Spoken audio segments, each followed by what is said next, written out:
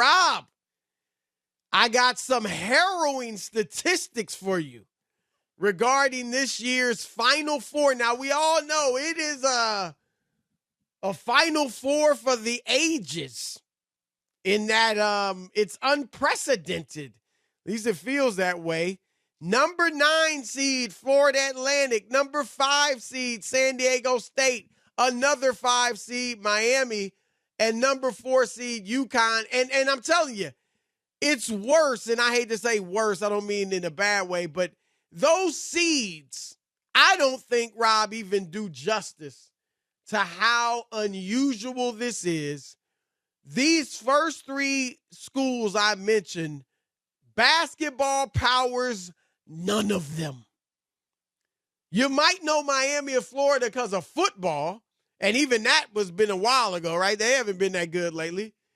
San Diego State, God bless Ephraim Salaam, God bless Kawhi Leonard, but they're not a basketball power, to say the least.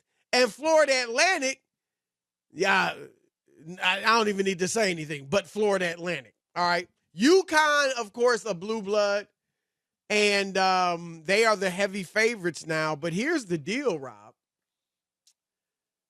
The first weekend of the tournament, when we began seeing all of these upsets, people loved it. They were all in. The ratings were the highest of all times. And now, oh my. Ticket prices for this year's Final Four, down 91%. Let me tell you what 91% looks like. Last year, the average ticket for the Final Four, $2,885. This year, with the 91% decrease, the average ticket price, $234. And, Rob, the men's ticket prices are not only less than the women's for the Final Four, they're $97 less. Now, of course, the men play in a much larger venue. Theirs holds, the men's venue in NPG Stadium seats 70,000. The women in the American Airlines Center only seats 20,000, but still, $97 less for the men than the women. Rob, your thoughts? I called it. I told you. Can you not make this about you yes, and make it about the no, story? I'm going to make it about me because it's about me. Gosh. That's what it's called, a radio Really? show. Yeah. Okay. And it's about me and my opinion. Yeah, and okay. I knew that this would Okay. happen because Okay. all those people called up. This is great. It's great to see Cinderella. Oh, my God. It's better. This is we don't know who's going to win. Wow. No, it ain't. This ain't no Final Four. I'm renaming it. It's the Final Flop. That's what this is. The Final Flop with slop. That's why people aren't buying it. That's why people aren't watching. Nobody wants to see those schools. And of all the schools, UConn is the one that we have to embrace and hold on to, UConn. But all the other schools are, when it comes to college basketball, are never wases and has-beens. Nobody wants to see this. There has been. But never wases. Okay. Nobody wants to see it. My God. A friend of mine told me he was down at the Final Four and he put 2 tickets to the championship game on his windshield on the way into a restaurant. When he came out, there were 4 tickets there. That ain't original, but it's still funny. Rob, what if some of the kids from San Diego State or Florida Atlantic are listening? And? You're going to get canceled. That's all right. The Final Flop. That's what this is. Oh, my gosh. Nobody, please, everybody out there who could hear that at the sound of my voice, do not tell me. Wait a minute, Brandon, what hat is that he's wearing? What is that? San Diego State. Brandon, you know what? Brandon was at the Salvation Army and saw a San Diego State hat, and now he's walking around with it like he's like he's loving it. I'm just being real today, all right? But hold on, let me ask you this, Rob. And I feel you. But let's keep it real. If it had been Alabama, Houston, UConn, and Purdue, would you know any of those kids either? No, but there's some better players, like at least. Well, if they were so good, they got to win the game. No, but that doesn't mean because you have better players that you're going to win automatically. The point is, that's been these schools have never been involved in this. Okay, but these schools have never been involved, and everybody can say people love a Cinderella story. They might like one Cinderella, Chris, in the mix, and that makes it intriguing. And you might say, wow, that's awesome. How did they make it there? But that's not what people want to see. I'm just being honest.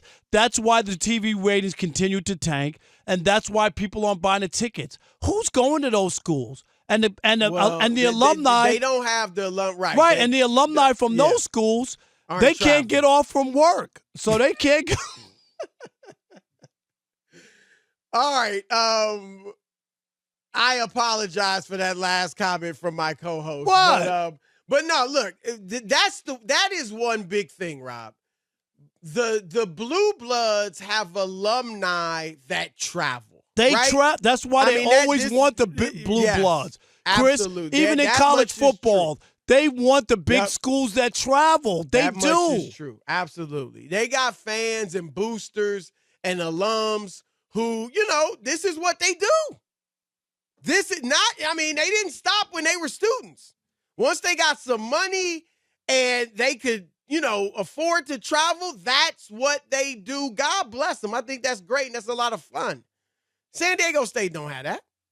Florida Atlantic doesn't have that. So I'll give you that.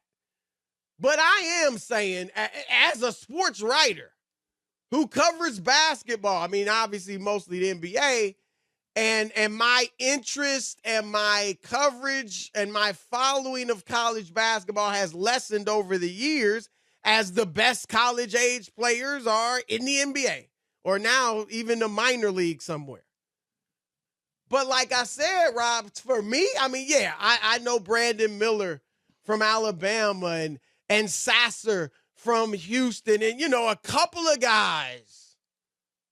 But I can't sit here and act like if it was Purdue, they got the 7'4" kid. And, but nobody most people don't know the college players anyway. And so to me, it's like, or at least on television, does it matter if it's Alabama and a bunch of players that play for Alabama that you don't know? They're not even a blue blood, obviously. Versus Florida Atlantic. Why is the big difference to you as a fan watching on TV? I get it with the alums that travel. But you, watching on TV, what's the difference? What's the difference? Because, Rob, I have felt like you have over the years when, you still, Robbie, we don't have to go back too far to know, remember when there were, for the most part, recognizable players on these teams, right? But now it's barely even that. When you see 3 of the first 4 players in the NBA draft, none of them played in college in next month, that's going to show you the state of college basketball. But back then, Rob, I always felt, yes, the upsets were great for the early rounds, but when it got down to it, you wanted to see the big boys in the Final Four. That's what happened. I just don't know that there are any big. I think this Final Four is proof that there are no big boys anymore. But it's still more about, and I get the schools that you're mentioning, and while they're not Duke and North Carolina and those kind of schools, Chris, they still on San Diego State and Florida Atlantic. Like these are, some people would have to look up where these schools are and who these. There's no history, they gotta nothing. Look up where San Diego well, you know what State I'm saying. I'm talking about Florida Atlantic. Where is that? Where's that school? I'm just saying. It's in Florida. No, but where? Do you know where it is? What East city? Coast, okay, it's off the Atlantic Ocean. Are you sure? Are you positive? You know, there's a school called Miami, right? That's in Ohio.